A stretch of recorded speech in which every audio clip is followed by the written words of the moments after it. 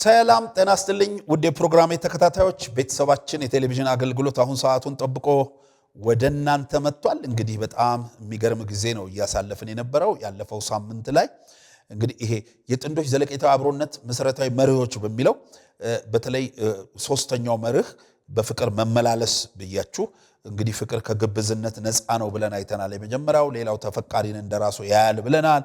ያለውን ሁሉ ህይወቱንም ጭምር ለተፈቃሪ ይሰጣል ብለናል።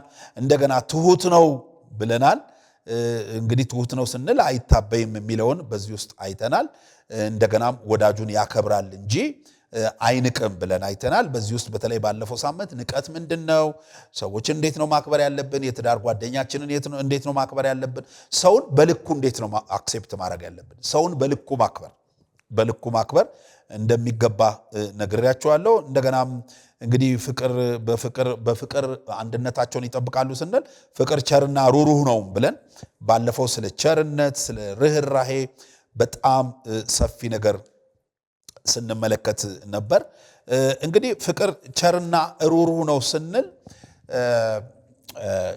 ይሄ በተለይ ቸር የሚለውን አጋቶስ ብለን አይተናል። በግሪኩ በጎ፣ መልካም፣ ደግ፣ በድርጊቱ በምግባሩ ሁሉ ለሰው የሚያዝን ብለን አይተናል። በተለይ አንደኛ ቆሮንቶስን ምዕራፍ 13ን ከቁጥር 1 እስከ 8 በጣም በስፋት ስንመለከት ነበር ባለፈው። ሁለተኛ ሳሙኤል 22:26 ላይ ከቸር ሰው ጋር ቸር ሆነህ ትገኛለህ፣ ከቅን ሰው ጋር ቅን ሆነህ ትገኛለህ ይላል። ይህንኑ ቃል መዝሙር 18:25 ላይ እናየዋለን።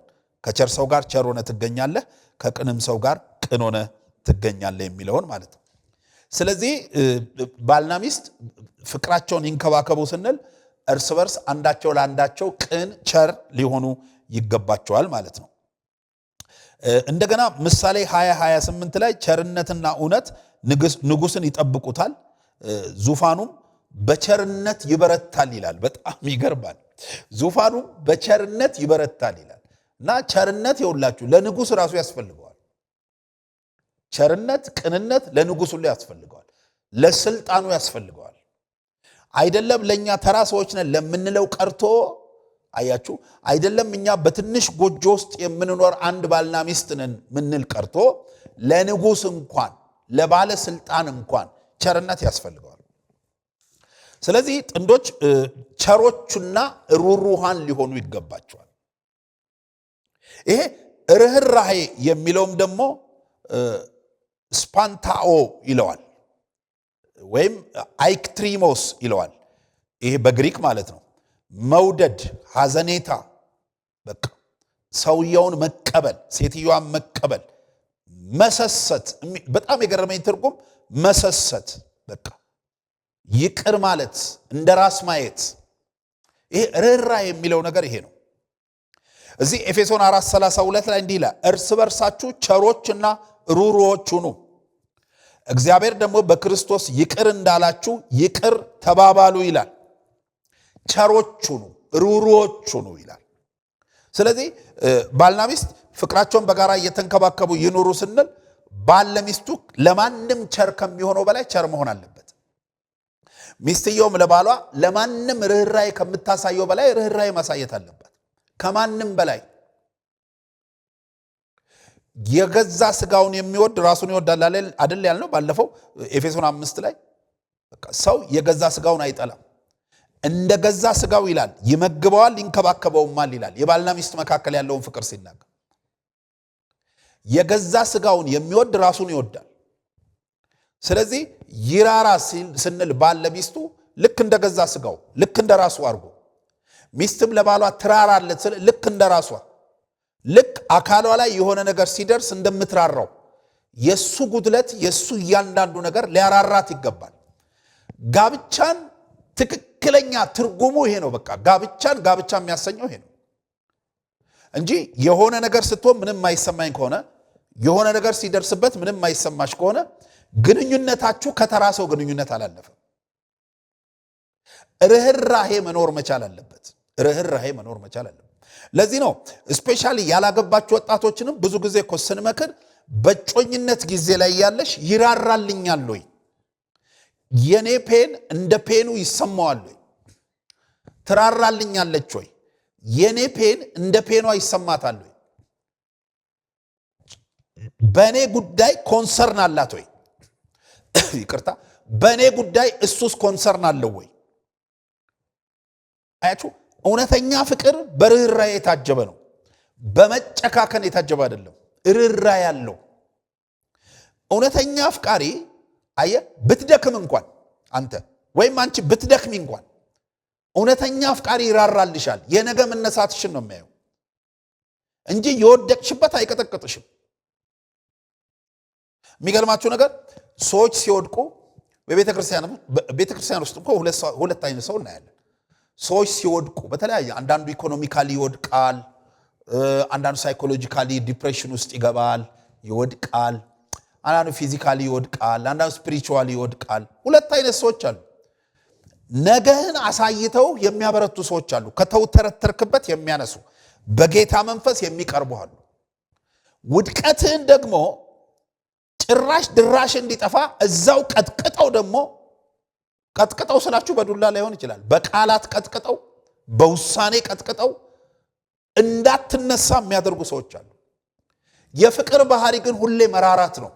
እግዚአብሔር እኮ ራርቶ ነው ወደ ቤቱ ያመጣል። እኔ እኮ እዚህ ጋር የተቀመጥኩት እግዚአብሔር ራርቶልኝ ነው። እናንተ እኮ ቁጭ ብላችሁ እየሰማችሁኝ ያላችሁት እግዚአብሔር ራርቶላችሁ ነው። ዛሬን እኮ ያገኘነው እግዚአብሔር ራርቶልን ነው። በጽድቅ ስራችን አንደኛ ወተን አይደለም ዛሬ ላይ ደረስነው። ብዙ ጊዜ እለዋለሁ፣ ምናልባት እኮ ትላንትና ከትላንት ወዲያ የዛሬ 5 የዛሬ 10 ዓመት ከየቤታችን በጣም መልካም የሚሉ ሰዎች ወደ ጌታ ተሰብስበዋል እኮ። እነሱ እኮ ክፉ ሆነው አይደለም የሄዱት። ልብ አድርጉ። እኛ እኮ ደግ ሆነን አይደለም እድሜ የተቀጠለን። አሁን ብዙ ሰው እድሜ መቀጠልን ያያል፣ መቼም ሁሉ ይመኛል። አንዳንዱ ሰው እኮ ሊሞት ልክ እንትኑ ኮምፒውተሩ የመጨረሻ ዜሮ እየዘጋ እያለ አትሞትም በህይወት ትኖራለህ ብትለው እንኳን በቃ አሜን ነው የሚለው ተንጠራርቶ። መኖር ይመኛል ሁሉም ሰው። ግን ለምን ኖር? ለምን ዛሬን አየን? እግዚአብሔር ራርቶልን ነው። የእግዚአብሔር የፍቅር ባህሪ ርህራሄ አለው። አየህ፣ ስናገለግል ለምናገለግለው መንጋ እየራራን ነው ማገልገል ያለብን። ስንመክር ለምንመክራቸው ሰዎች እየራራን ነው መምከር ያለብን። በጋብቻ ውስጥ በፍቅር እኖራለሁ እምቢሉም ባልና ሚስት ርህራሄ ሊኖራቸው ይገባል። ለዚህ ነው እርስ በርሳችሁ ቸሮችና ሩሩዋን ሁኑ ይላል ኤፌሶን ላይ። ቆላስይስ 3:12 ላይ እንዲህ ይላል፣ እንግዲህ እንደ እግዚአብሔር ምርጦች ቅዱሳን ሆናችሁ የተወደዳችሁ የሆናችሁ ምሕረትን፣ ርህራሄን፣ ቸርነትን፣ ትህትናን፣ የዋህነትን፣ ትዕግስትን ልበሱት ይላል። ልበሱት እኮ ነው የሚለው። ልበሱት ማለት እኮ ይኸውላችሁ፣ ልብስ ማለት ለምሳሌ ቢያንስ ከጠዋት እስከ ማታ እንለብሳለን፣ ማታም ደግሞ የሌሊት ልብስ እንለብሳለን። ልበሱት፣ እንደ ልብስ ይሁን። ማንም ሰው ራቁቱን ሆኖ አያውቅም። ልብ አድርጉ። አሁን እስቲ አስታውሱ ወደኋላ ነፍስ ካወቃችሁ ጊዜ ጀምሮ፣ ነፍስ ካወቅን ጊዜ ጀምሮ ራቁታችን ሆነን አናውቅም። ልብስ ሁሌ እኛ ላይ አለ። ሁሌ ልብስ አይገርማችሁም? እኛ ላይ አለ። እና እዚህ ቆላስይስ 3:12 ላይ ርህራሄን፣ ቸርነትን፣ ምሕረትን እንደ ልብስ ይሁንላችሁ ይላል። የእናንተ መታወቂያ ይሁንላችሁ ይላል። አሁን አንድ ሰው ልብስ ያለበሰ ሰው ብታየው ወይኔ እንትና አይምሮውን አመመው እንዴ ነው ምንለው አይደል? እንትና ምን ነካው? ኧረ ቶሎ አሳክሙት ነው ምንለው። ልክ ከልብስ ውጪ ከሆነ ሰው ልክ እንዲሁ እንደሆነ ሁሉ የክርስትና ሕይወትም ልብሱ ይሄ ነው የሚለን እኮ። እንደ እግዚአብሔር ምርጦች ይለናል። ቅዱሳን ሆናችሁ የተወደዳችሁ ሆናችሁ ምሕረትን፣ ርህራሄን፣ ቸርነትን፣ ትህትናን፣ የዋህነትን፣ ትዕግስትን ልበሱት ነው የሚለው። ልበሱት። ሰብካችሁ አትተውት፣ እንደ ልብስ አርጉት።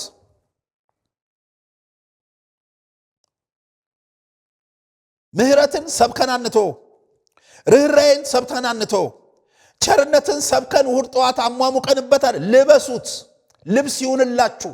ሰዎች በዚህ ይወቋችሁ።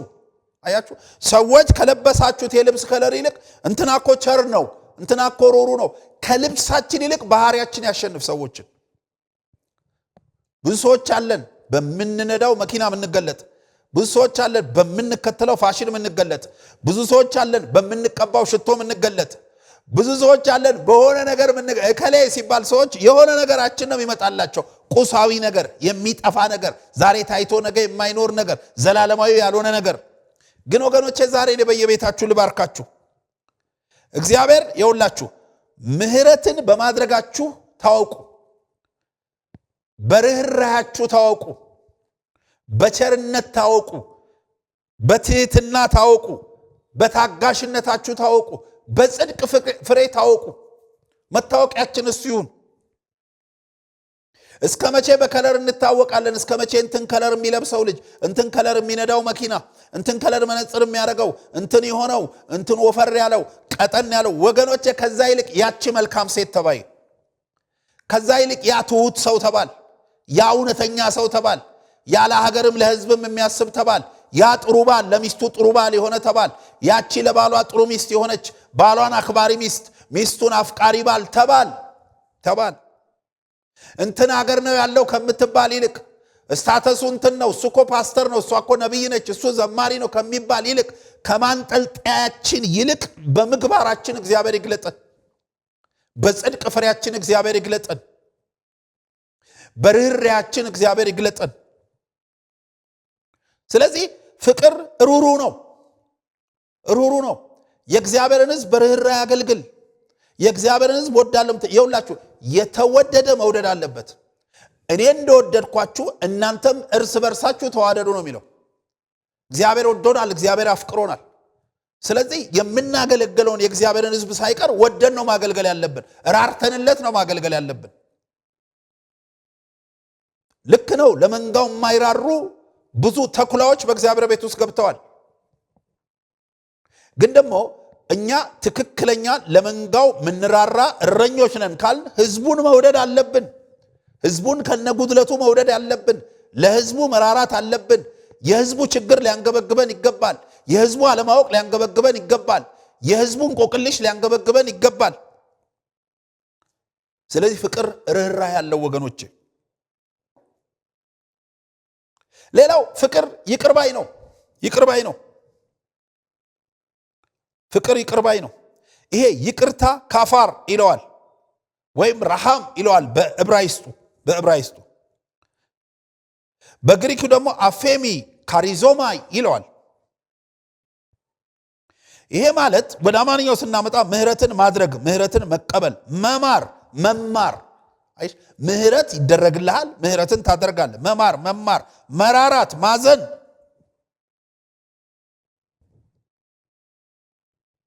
ይቅርታ ሆሪዞንታሊ የሚያስፈልገናል፣ ቨርቲካሊ የሚያስፈልገው። ይቅርታ ሙሉ የሚሆነው ልብ አድርጉ፣ ይቅርታ ሙሉ የሚሆነው ሆሪዞንታሊ እግዚአብሔር ይቅር እንዳለ ሳምን ነው።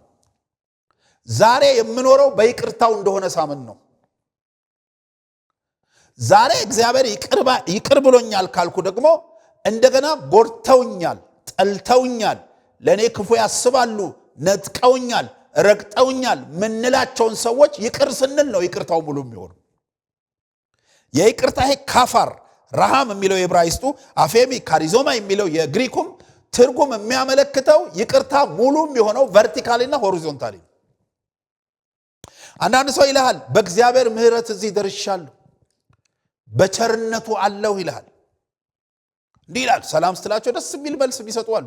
በቸርነቱ በርህራሄ ይቅርታው ምህረቱ በስቶልኝ፣ መድረክም ላይ ስንወጣ ከሆነ ምህረቱ በስቶልኝ፣ ጸጋው በስቶልኝ፣ ይቅርታው በስቶልኝ።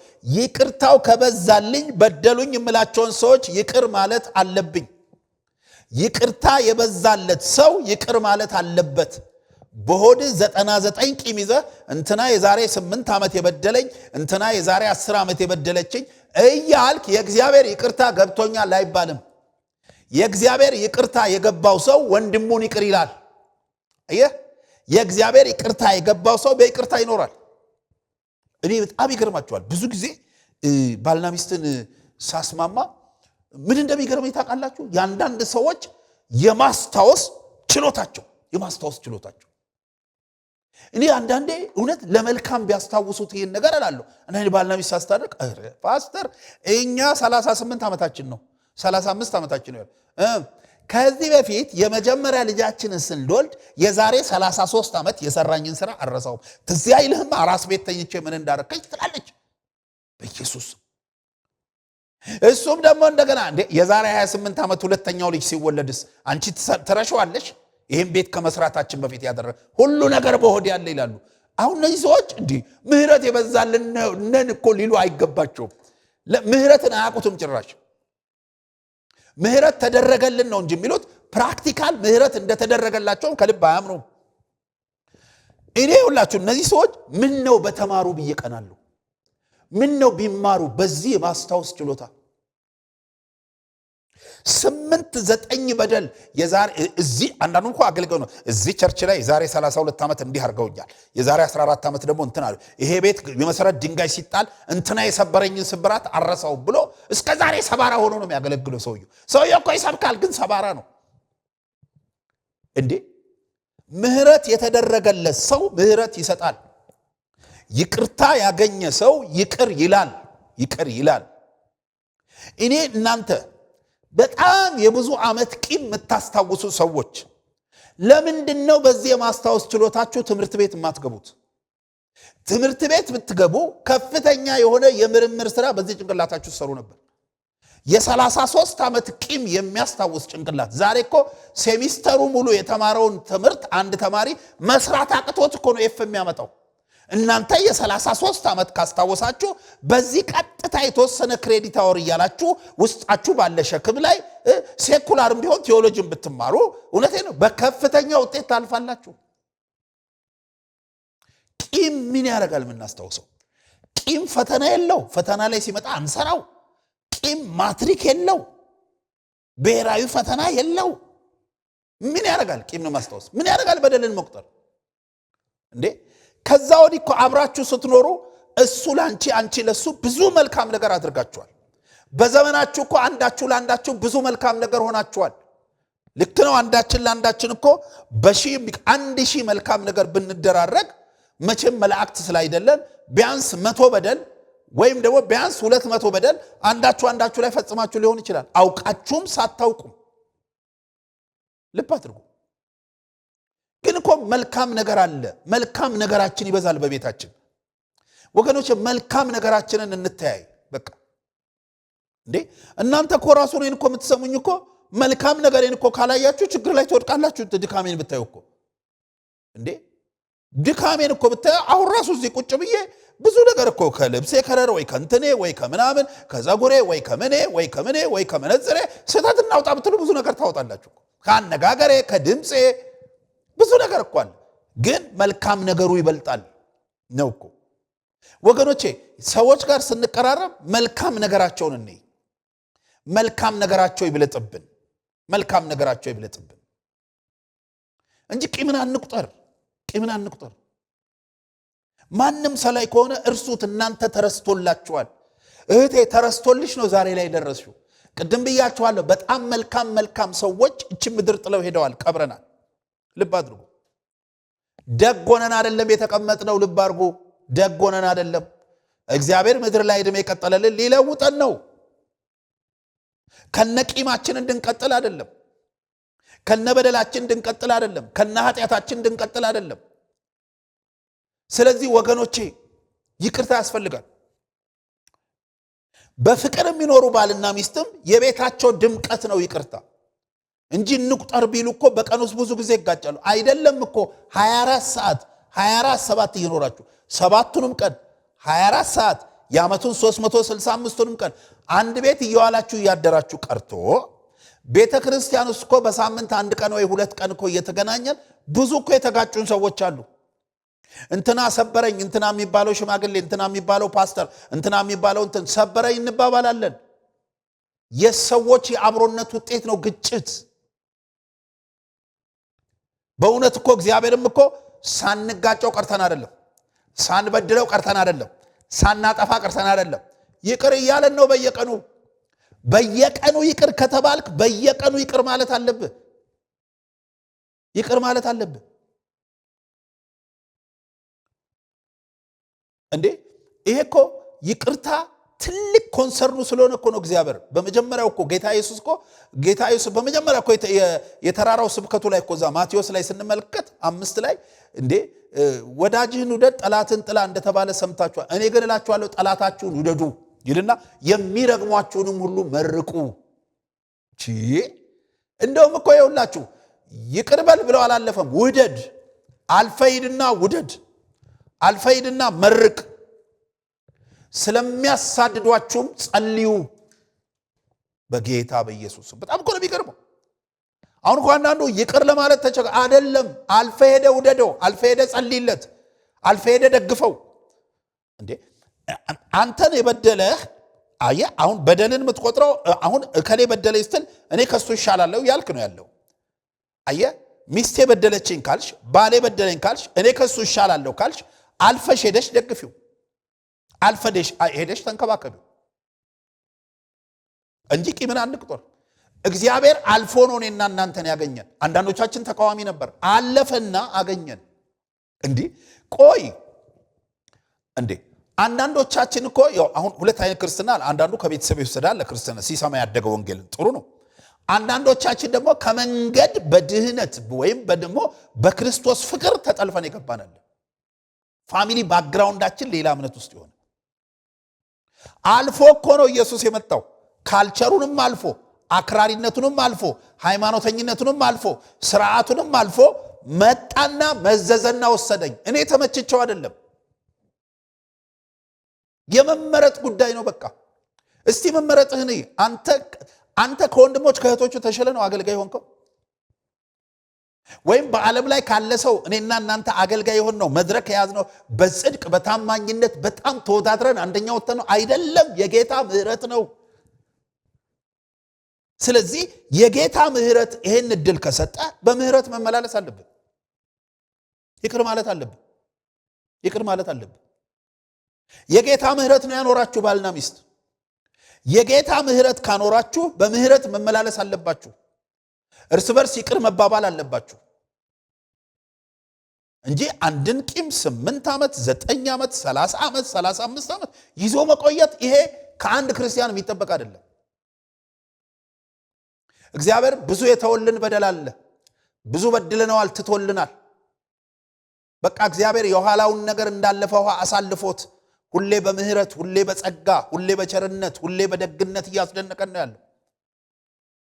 ለዚህ እኮ ነው ይኸውላችሁ አንዳንድ ጊዜ የሆነ ነገር ድንገተኛ የሚያስደስት ነገር ሰርፕራይዝ የሚያደርግ ነገር እግዚአብሔር ሲሰጠን ለምን ነው የምናለቅሰው? እኔ እግዚአብሔር በጣም ሲያስደንቀኝ ምስጋና አልችልበትም፣ ለቅሶ ነው። ለምን ነው የምናለቅሰው? የእግዚአብሔር ቸርነትና የኛ የጽድቅ ሕይወት ተመጣጣኝ ሆኖ ስላላገኘ ነው። የሚገርም ነገር እግዚአብሔር ያለፈ ክብር ውስጥ ነው እያኖረን ያለው። አሁን ያለህበት ደረጃ ለአንተም ይመጥን አልነበረም። አሁን ያለህበት ቤት፣ አሁን ያለህበት ኑሮ፣ አሁን ያለህበት ዕውቅና፣ አሁን ያለህ ቅባት፣ አሁን ያለህበት ጠቅላላ ነገር ለአንተም ይመጥን አይደለም። የእግዚአብሔር ቸርነት ነው ይሄን ያስገኘል።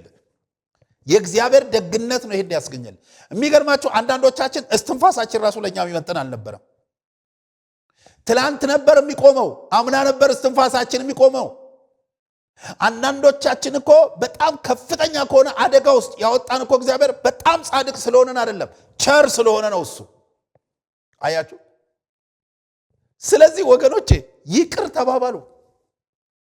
በይቅርታ ኑሩ። እግዚአብሔር በሰጠህ ቸርነት ኑር። እግዚአብሔር በሰጠሽ ምህረት ኑሪ። በቃ ጀስት የሆነ ነገር ሲመጣ ተነጋገሩበት፣ ተወያዩበት፣ ተስማሙበት። ከዛ ይቅር ተባባሉ። ይቅር ተባባሉ። እንደውም የሚገርማችሁ በይቅርታ ላይ የተደረጉ ጥናቶች እንደሚያሳዩት 2 የይቅርታ አይነቶች ናቸው ያሉት። ሁለቱም ግን ይመለከተናል።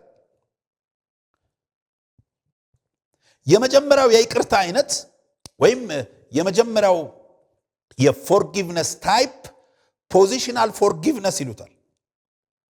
ይሄኛው የበደሉን ሰዎች ይቅርታ ሳይጠይቁን የምንሰጠው ይቅርታ ነው። ፖዚሽናል ለምንድን ነው ያለው? ያለንበት ፖዚሽን ይቅር እንድንል የሚያስገድደን የይቅርታ አይነት ነው። አሁን ፖዚሽናል ፎርጊቭነስን ስናይ መጽሐፍ ቅዱስን ቆላስይስ 3 ከ13 ከ15 እንመልከት። እርስ በርሳችሁ ትዕግስትን አድርጉ፣ ማንም በባልንጀራው ላይ የሚነቅፈው ነገር ካለው ይቅር ተባባሉ፣ ክርስቶስ ይቅር እንዳላችሁ። አሁን ፖዚሽናችን ይሄ ነው። ክርስቶስ ይቅር ብሎናል። አያችሁ? አሁን የበደለን ሰው ይቅርታ እንደጠየቃችሁ አይደለም የሚለው ክርስቶስ ይቅር እንዳላችሁ እናንተም ደግሞ እንዲሁ አድርጉ በእነዚህም ሁሉ ላይ የፍጻሜ ማሰሪያ የሆነውን ፍቅርን ልበሱት ክርስቶስ ይቅር እንዳላችሁ እንደገና ኤፌሶን 4:32 ላይ እርስ በርሳችሁ ቸሮችና ሩሮች ሁኑ እግዚአብሔር ደግሞ ይቅር እንዳላችሁ ይቅር ተባባሉ ይቅር እንዳላችሁ ለዚህ ነው ቴዎሎጂያን ሲያጠኑ የመጀመሪያው ፖዚሽናል ፎርጊቭነስ ያሉት ፖዚሽናችን የሚያስገድደን የይቅርታ አሰጣጥ ክርስትና ያስገድዳል ድኛለው ካልክ የዳንከው በይቅርታ ከሆነ ይቅር የማለት ግዴታ አለብን የይቅርታ ዕዳ አለብን አናኑ ሰው እንዲህ ይላል ደሞ እኮ የሚገርመው ከጥፋቱ የሚገርመው ይቅርታ አልጠየቀኝም ይላል ይቅር የማለት ግዴታ አለብን ይቅርታ ሳይጠይቅ የሚሰጥ ይቅርታ ነው ይሄ ፖዚሽናል ፎርጊቭነስ ይቅርታ ሳይጠየቅ የሚሰጥ ይቅርታ ነው ሰውየው ይቅርታ ሳይጠይቅ አንዳንድ ሰው ገጥሟቸው ያቅም ይደውልና በቀደም ባደረከኝ ነገር በጣም አዝኜ ነበር ሳስበው ግን ይቅር ከማለት ሌላ አማራጭ የለኝም ካስታወስከው ይቅር ብያለሁ አንተ ኮረስተው ሊሆን ይችላል ሰውየው ግን ነፃ ሆነ ስለዚህ ይቅርታ በጣም መሰረታዊ ነገር ነው ስለዚህ ይቅር ተባባሉ ፍቅር ይቅርባይ ነው ትላንትና እሱ በደለኝ በመትዩ በደል ልብሽ ጨልሞ ትላንትና እሷ አደረገችኝ በመትለው የዛሬ 20-25 ዓመት በደል ውስጥ ጨልሞ አበባ በተሰጣት ተራ ድራማ ነው ይሄ ተራ ስክሪፕት ነው ይሄ አንዳንድ ስክሪፕቶች አሉ እኮ ለኡነታው ዓለም የሚመጥኑ ጠጋ የሚሉ ላይፋችንን የሚነኩ በአርቱ ዓለም የነዛን ያክል እንኳን ቫልዩ ያለው አይደለም ይሄ ስለዚህ ልብህ በፍቅር እንዲያብብ ከፈለክ ይቅር ተባባሉ አትቁጠር ይበደል ትላንት ብዙ ነገር ሆኖ ሊሆን ይችላል አንቺም ብዙ ነገር ሆነሽ እግዚአብሔር ይቅር ብሎልሻል ትላንት ብዙ ነገር አርጋ ሊሆን ይችላል አንተም ብዙ ነገር አርጋው እግዚአብሔር ይቅር ብሏል ስለዚህ ይቅር ተባባሉ ፍቅር ይቅርባይ ነው ፍቅር ይቅርታ ይሰጣል ስለዚህ እርስ በርሳችሁ ይቅር መባባል ይገባል አጠቃልለዋለሁ ይያልኩ እግዚአብሔር ሐሳብ እየሰጠኝ እንግዲህ የጌታ መንፈስ አለቀቀኝም አሁንም እንግዲህ የመጨረሻ መዝጊያ ስላችሁ ሶስተኛዬ ነው አሁንም እንግዲህ የመጨረሻ መዝጊያ ጌታ ፍቃዱ ቢሆን ቀጣይ ሳምንት ላይ ይሄን ትምህርት የመጨረሻ መዝጊያ ሰጥና ከዛ ደግሞ ሌላ ሰፊ ትምህርት እንደዚሁ ቤተሰብ ተኮር ትምህርት እንጀምራለን ማለት ነው ስለዚህ ሳምንት እናጠቃልለዋለን እስከ ሳምንት ግን ወገኖቼ እግዚአብሔር በተለም አሁን መጨረሻ ላይ እግዚአብሔር እያነሳ ባለው ነገር ላይ ትኩረት መስጠት አለባችሁ ውስጣችሁ ቂም ያዛችሁ በደል የቆጠራችሁ አንዳንድ ከልጆቻችሁ ጋር ልጆች ከወላጆች ጋር ወንድም ከእህት ጋር እህት ከወንድም ጋር ባል ከሚስት ጋር ሚስት ከባል ጋር እንደገና ከስጋ ዘመዶቻችን ከጎረቤቶቻችን ከአካባቢያችን ሰዎች ሩቅ ካሉ ቅርብ ካሉ ሰዎች ጋር በደል የምንቆጥር ሰዎች ይቅር ማለት አለብን ለምን የይቅርታ ዕዳ አለብን ይቅር ስለተባልን ነው የዳን ነው ይቅር ስለተባልን ነው የኖር ነው ይቅር ስለተባልን ነው እኔና እናንተ ዛሬ የተያየ ነው ይቅር ስለተባልን ነው እድሜ የተቀጠለልን ወገኖቼ ይሄን እንዳዘነጉ እግዚአብሔር ይሄን እንድትዘነጉ አይፈልግም ይሄን ነገር ተነጋገሩበት ተግባራዊ እርምጃ ወሰዱበት ልክ ነው የሚሞግት መልእክት ነው ግን ደግሞ ተግባራዊ እርምጃ ወሰዱበት እንግዲህ ሳምንት እንገናኛለን እስከ ሳምንት ቸርን ሰብት ወዳችኋለሁ ባባይ